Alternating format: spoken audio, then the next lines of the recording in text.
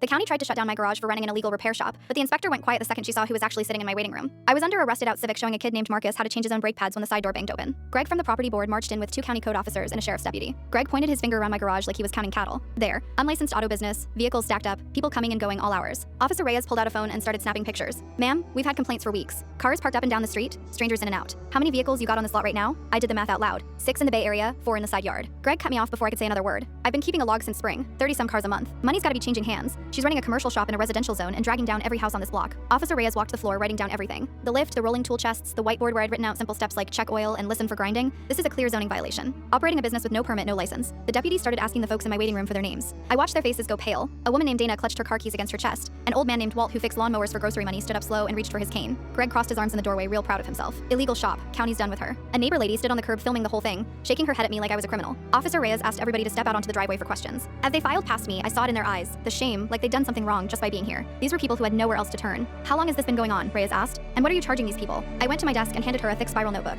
3 years. And I don't charge a dime. I fix cars free for people who can't afford a shop. Single moms, folks who just lost work, old timers on fixed income. I'm a retired mechanic. I use my pension to buy the parts. Reyes flipped through the pages slow. Greg snorted. Free? Then how come I've seen people slipping her envelopes? I pulled open a drawer stuffed with folded papers. These are thank you cards. Some people leave a few bucks for parts. I never ask. Reyes read one out loud. A mom who could finally drive her kid to chemo because her transmission got fixed. Another from a man who got to a job interview because I'd patched his tires. Then she found my photo binder. People holding new keys. First paychecks, little notes that just said you saved us. Reyes called the deputy over and showed him every page. Then she turned to Greg. You're the one who called the county fraud line too, aren't you? Said this lady was scamming desperate people. Greg backed toward the door. I was protecting property values. The deputy looked up from his log. Sir, your noise complaints came in at 7, 8, and 9 at night. Same nights folks showed up after their shifts. You timed every one. Officer Reyes tore up the citation and told me the place could stay.